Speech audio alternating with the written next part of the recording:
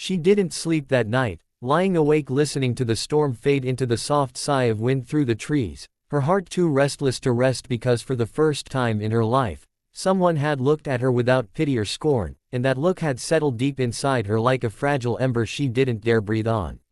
Morning came wrapped in gold light and the smell of wet earth, and she found Luke already in the barn, his hands rough but gentle as he checked the horses for injury. He glanced at her only briefly before saying, "You handle yourself well out there." It wasn't much, but to Alara, it felt like a hymn. From that day on, the ranch began to feel less like exile and more like a place where she could breathe. She learned the rhythm of the land, the cry of hawks overhead, the slow creak of the windmill turning, the language of hoofbeats and quiet mornings. Sometimes, when Luke spoke, it was about small things, weather, fences, cattle, but each word carried weight, like he wasn't used to being heard and didn't waste any on nonsense. He told her once about his wife, how she died giving birth to a child that never took a breath, how after that the world had gone quiet for him. "I figured God was done talking to me," he said, his voice barely above a whisper. Alara had no words, only the understanding of a heart that had known its own silence. Days turned into months, and a strange sort of peace grew between them, born of shared solitude. At dusk, she'd sit on the porch while he mended tack or whittled a piece of wood, and sometimes he'd hum a tune so low she could feel it more than hear it. The first time he laughed, really laughed, was when one of the calves followed her around the yard like a pup, bleating for milk. The sound startled her, it was rough and rusty, like something that had been buried too long, but it warmed her all the same. That night, when she served supper, his hand brushed hers as he passed the bread, and the warmth of that brief touch stayed with her long after the lamps went out. Winter came early that year, the kind that bit through wool and bone alike. Luke worked himself near to death keeping the herd fed, and one night, when the snow came down like feathers, he didn't come home. Alara lit every lamp, praying to a god she wasn't sure listened, then took a lantern and went searching. She found him hours later, half buried in snow near the north ridge, his horse trembling beside him. Somehow, she dragged him onto the sled, hauled him back through the storm, her body burning with exhaustion but her heart refusing to stop. For 3 days he lay fevered, and she stayed beside him, wiping his brow, whispering stories of warmth and home until he stirred at last, his voice hoarse as sandpaper when he murmured, "Didn't think anyone had come looking." She smiled through tears she didn't know she'd been holding. "You're not alone anymore," she whispered. From then on, something shifted in him. He'd watch her longer, smile easier, and once, when she dropped a pail and cursed softly, he laughed until his shoulders shook. The walls between them had cracked, and through those cracks, light began to pour. Spring came slow and sweet that year, thawing not just the land but the quiet ache that had lived between them for so long, and as the snow melted into rivers that sang through the valleys, Alara found herself smiling at things she'd once passed without notice, the way the sun kissed the wheat, the smell of fresh hay, the sound of Luke's boots on the porch boards at dawn. Life on the ranch began to hum with a kind of easy rhythm. She cooked and cleaned, mended clothes and saddles, and Luke taught her the finer things about the land, how to read the sky for storms, how to spot sickness in a calf before it spread, how to trust the silence that came before the rain. Every now and then, when the wind blew soft through the cottonwoods, she'd catch him looking at her, not as a burden or a servant but like a man seeing something he'd never expected to find again. One afternoon, she was out hanging laundry when he rode up from the far pasture, the sun falling behind him, turning him to a shadow of golden dust. He dismounted slow, eyes never leaving her, and in that long silence between them, something unspoken seemed to stretch and tremble like a wire ready to snap. "You've done good here, Alara," he said, voice rough but warm. "This place feels alive again." She smiled faintly, her hands trembling on the wet linen. "It's the land," she said softly. "It knows when someone still cares." He looked at her for a long moment before nodding, tipping his hat low as if hiding. Spring came slow and sweet that year, thawing not just the land but the quiet ache that had lived between them for so long, and as the snow melted into rivers that sang through the valleys, Alara found herself smiling at things she'd once passed without notice, the way the sun kissed the wheat, the smell of fresh hay, the sound of Luke's boots on the porch boards at dawn.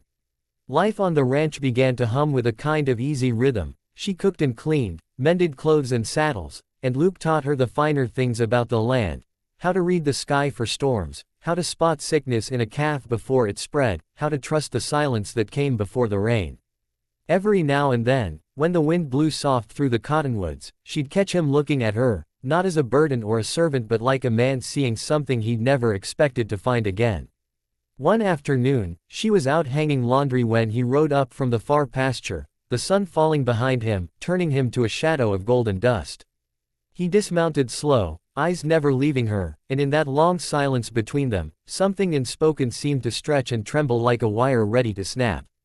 "You've done good here, Alara," he said, voice rough but warm. "This place feels alive again." She smiled faintly, her hands trembling on the wet linen. "It's the land," she said softly. "It knows when someone still cares." He looked at her for a long moment before nodding, tipping his hat low as if hiding a thought too tender to show. That night, when she sat by the fire mending one of his shirts, he joined her, sitting close enough that she could feel the heat of him, smell the leather and smoke on his skin. "You ever think about leaving?" he asked quietly. She shook her head. "I've nowhere else to go." He studied her face, his eyes softening. "You got somewhere now," he said, and those words, simple, steady, spoken like a promise, wrapped around her heart and stayed there. From that night on, they began to move around each other like the earth and moon, always near, always bound, but afraid to name the pull between them. One evening, when the air was thick with the scent of lilac, he reached out and brushed a strand of hair from her face, his hand lingering for just a breath too long. "You should know," he murmured, "I ain't much for pretty words." "Then don't say any," she whispered back. "Just stay." And he did. They didn't need vows or speeches, only the steady beat of two hearts that had been silent too long finally learning to speak again. Their love grew quiet and certain, like the roots of an old tree deep beneath the soil. But fate, as always, waited patient on the horizon, ready to test what they'd built. Summer rolled in heavy with heat and dust, the kind that shimmered on the horizon and made every breath taste like sun-baked earth, and yet life on the ranch felt lighter than it ever had before, like the air itself had remembered how to laugh. Alara would rise with the dawn, her hair loose, the hem of her dress brushing the dew, and find Luke already in the fields, shirt damp with sweat, hat low over his brow. He'd glance up at her sometimes, and that look, the one that carried both awe and peace, would stay with her all day. They had fallen into a rhythm that felt almost sacred. She'd pack his lunch, tend the garden, hum soft songs in the kitchen, and at night, they'd sit on the porch together watching the sun die behind the hills, the world painted in amber and fire. Sometimes he'd tell her stories from before, the cattle drives, the fights, the long lonely winters, and she'd listen, her hand resting over his, knowing he was giving her the pieces of himself he'd buried long ago. Then one night, when the crickets sang loud and the stars burned low, he took her hand and said, "You make this place feel like home again." She looked at him, heart trembling, and for once she didn't look away. "You make me feel like I was never broken," she whispered, and when he kissed her, it was slow and sure, like a man rediscovering something sacred he'd thought forever lost. From that moment on, they were no longer two souls circling each other but one heart beating steady in the quiet of the plains. Days passed into weeks, and Alara found herself waking with joy that startled her, until one morning, she felt a strange pull in her body, a deep fatigue that left her trembling. At first, she ignored it, blaming the heat, the work, the endless days. But when her sickness came not with pain but absence, when the doctor from town rode up and smiled with a kind of knowing softness, she nearly fell where she stood. "Mrs. Carrington," he said gently, "you're with child."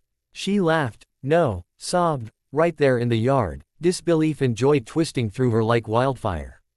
Luke came running at the sound, eyes wide, and when she told him, his face broke open in a way she'd never seen before, like sunlight breaking through years of storm. He knelt, his rough hands trembling as they covered hers, and whispered, "After all this time, God still had mercy." Her belly grew round with the months, and the ranch seemed to bloom with her. Luke built a cradle himself, carving her name into the wood, and every night he'd talk to her belly, his deep voice rumbling against her skin like a lullaby meant for both of them. When the baby finally came, it was dawn, and the light poured through the window as if heaven itself wanted to see. The cries of the newborn filled the house, and Alara, exhausted and weeping, felt Luke's tears fall onto her cheek as he whispered, "You did it, sweetheart. You brought life back to this house." They named him Thomas, after Luke's father, and when she held that child, Small and warm and perfect, she thought of every cruel word ever spoken to her and felt them turn to dust. The seasons turned gentle after Thomas was born, and the ranch seemed touched by grace itself, the fields greener, the mornings softer, as though even the wind knew it carried laughter now instead of silence. And Alara would often pause in her work just to watch Luke walk with the baby in his arms, the man who once spoke only to ghosts now humming lullabies beneath the open sky. He'd built her a small garden by the porch, saying every flower deserved a place to grow, and when she asked if he meant her, he only smiled that quiet smile of his that said everything words could not. And sometimes at night, when the house was still save for the crackle of fire, she'd whisper, "Do you ever think about before?" And he'd answer, "Only to remember how lucky I am now," and those simple words wrapped around her heart like a prayer. But word travels fast even across the empty plains, and before long, her family heard of the miracle, the infertile daughter who'd borne a rancher's child, and curiosity twisted into something like shame as they sent word asking her to come home for a visit, to show them this blessing they'd mocked her for never having. Alara hesitated, fear tugging at the old scars in her chest, but Luke took her hand and said softly, "You don't owe them anything, but if you go, go proud." And so one bright spring morning, she dressed in her best calico, tied a blue ribbon in Thomas's blanket, and rode into town with Luke at her side. The same streets that once swallowed her in whispers now fell silent as she passed, faces turning, eyes wide, and when she reached her father's porch, the laughter inside stilled. Her father opened the door, the man who'd sent her away like broken stock, his gray eyes flickering with disbelief at the sight of the child in her arms. "Alara," he stammered, you look well," but she only smiled, the kind of smile born of peace not pride, and said, "You said I'd never bring life into this world, that I was cursed, but you were wrong. Love found me where cruelty left me." And she handed Thomas to Luke for a moment, standing tall in the sunlight, her voice steady as she added, "I forgive you, but I won't ever belong to this house again. I found mine where the land meets the sky." And without waiting for a word more, she turned and walked away, her family's silence trailing behind her like the end of a long, bitter song. When they reached the ranch again, the sun was sinking, the fields bathed in gold, and Luke lifted her from the wagon, his hands lingering on her waist, his eyes soft as he said, "You done mighty fine today, Mrs. Carrington," and she laughed, the sound bright as wind through wheat. That night, she rocked Thomas by the window, watching fireflies spark in the dark, thinking how strange it was that life could bloom from ruin, that love could take root in the soil of heartbreak and still grow something so good. And when Luke came behind her, wrapping his arms around her shoulders, she leaned into him and whispered, "You think God knew all along?" And he kissed her hair, murmuring, "Reckon he did," and together they stood there, watching their child breathe, the house alive with warmth and the quiet promise of forever. And though the world beyond their fence would always hold its cruelties, within those walls there was only the soft creak of the rocking chair, the hush of wind in the cottonwoods, and the sound of a woman once called barren humming a lullaby to the life she was never supposed to have, the melody rising into the star-filled night like a prayer answered too late and yet just in time.